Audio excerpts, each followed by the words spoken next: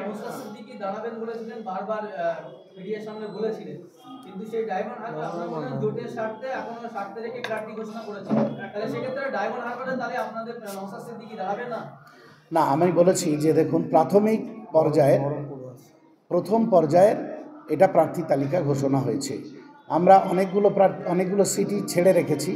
তার মধ্যে যেমন বহরমপুর, মুর্শিদাবাদের বহরমপুর লোকসভা কেন্দ্রে প্রার্থী দেওয়ার কথা আমাদের ভাবনা চিন্তা রয়েছে, আমাদের দাবি রয়েছে। ডায়মন্ড হারবারও তেমন। মুর্শিদাবাদ লোকসভা কেন্দ্র ওই একই কথা, জোটের ভাবনার কথা ভেবে আমরা মুর্শিদাবাদ লোকসভা কেন্দ্র ছেড়ে রেখেছি। বহরমপুর লোকসভা কেন্দ্রে প্রতিদ্বন্দ্বী প্রার্থীর নাম ঘোষণা করিনি। একই রকমভাবে আমরা আমাদের আলোচনার মধ্যে ডায়মন্ড হারবারও রয়েছে।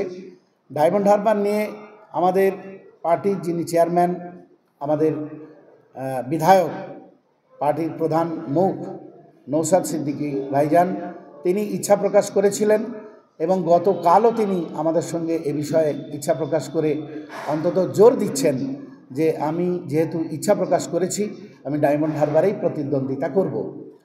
কিন্তু এ বিষয়ে তো আমাদের আলাপ আলোচনা করতে হচ্ছে, অনেকগুলো বিষয় নিয়ে আলোচনা করতে হচ্ছে। পার্টির মধ্যে ডায়মন্ড হারবারের কর্মী, সমর্থক, দরদি, দক্ষিণ 24 পরগনা জেলার নেতৃত্ব সবাই, আর নওশাদ ভাইজান সহ সবাই চাইছেন তাকেই প্রতিদ্বন্দ্বী হিসাবে ওখানে দাঁড় করাতে। কিন্তু আমাদের সাংগঠনিক যে বিষয়টা আছে, রাজ্য কমিটিতে মতামত করেই সেটা ফাইনালাইজ করা হবে। আর তার সঙ্গে জোটের বিষয়টা তো থাকছেই। সেই জন্য আমরা ওই সিটটা নিয়ে এখনই কোনো সিদ্ধান্ত নিইনি, তবে আলোচনার মধ্যেই আছে। সেই সিদ্ধান্ত নিশ্চয়ই সময় মতো আপনাদের জানিয়ে দেব।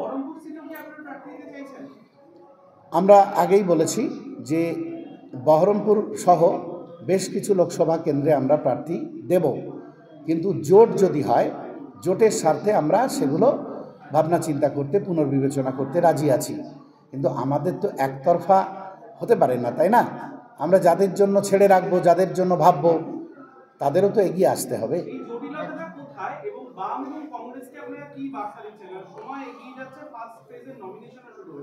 দেখুন, জটিলতা আমি বলবো না, জটিলতা বলে আমি বিষয়টাকে আরেকটু জটিল করতে চাইছি না। আমার মনে হয় পারস্পরিক বোঝাপড়ার ভিত্তিতে খুব দ্রুতই সিদ্ধান্তে পৌঁছতে পারবো। বিগত বিধানসভা নির্বাচনে আপনারা দেখেছিলেন, প্রথম দিকে যখন আলোচনা শুরু হলো তখন মনে হচ্ছিল কিছুই হবে না, কিন্তু শেষব দিকে দেখলেন যে সিটের ভাগাভাগি, আসন সমঝোতা, সেটা কমপ্লিট হলো।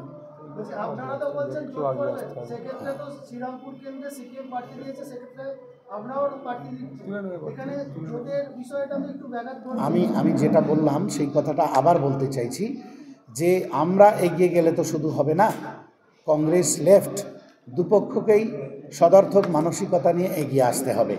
আমরা যেমন যাদবপুর, আমাদের খুব সংসদীয় ক্ষেত্রটা, যাদবপুর সংসদীয় ক্ষেত্রে আমাদের জন্য সেন্টিমেন্ট, আমাদের জন্য বাস্তবতা, আমাদের জন্য সদর্থকতা থাকলেও আমরা এটা পরিত্যাগ করতে রাজি আছি, ছাড়তে রাজি আছি।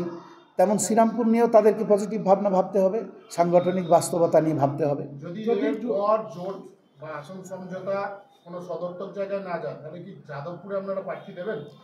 দেখুন, এটা সম্পূর্ণ রাজ্য কমিটির আলোচনার বিষয়, পরিস্থিতির উপরে নির্ভর করছে সমস্ত সিদ্ধান্ত।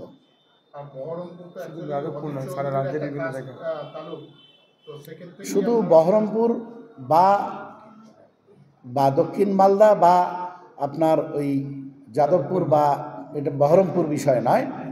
আমরা আগেই বলেছি, আবারও বলছি, পরিস্থিতির উপরে নির্ভর করছে, আলোচনার উপরে নির্ভর করছে যে আমরা দ্রুত সিদ্ধান্ত নেব।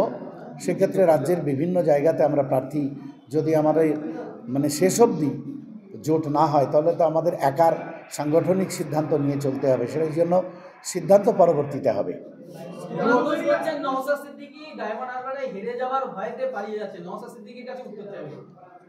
কি কোশ্চেন আছে? কি কে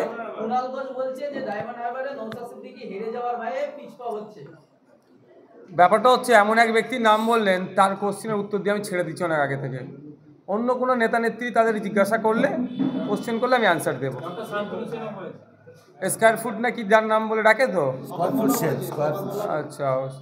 কথা হচ্ছে নওশাদ সিদ্দিকীর হারাবার কিছু নেই, আর পাওয়ারও কিছু নেই।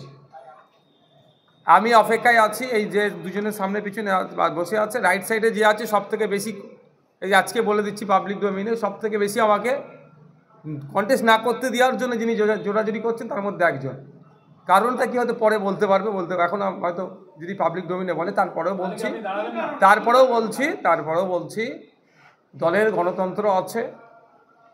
দল একটা জায়গায় এসে দাঁড়িয়েছে, একাধিক মত উঠে এসেছিল, সেখান থেকে এটা আমাকে দল বলেছেন 7th ফেজে ইলেকশন আছে, অত তাড়াহুড়ো আপনার করার প্রয়োজন নেই।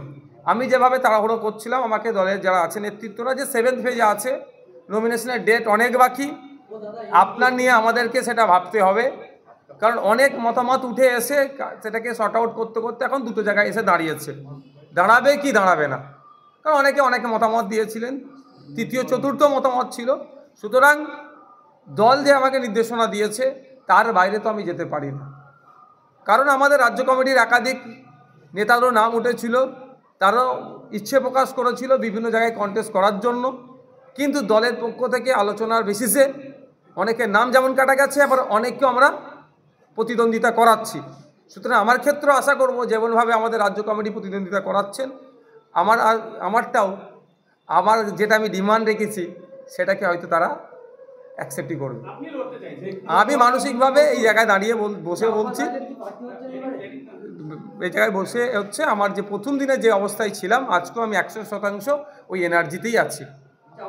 না, ওই প্রশ্নগুলো অবাঞ্ছিত প্রশ্ন হচ্ছে যারা করেছে।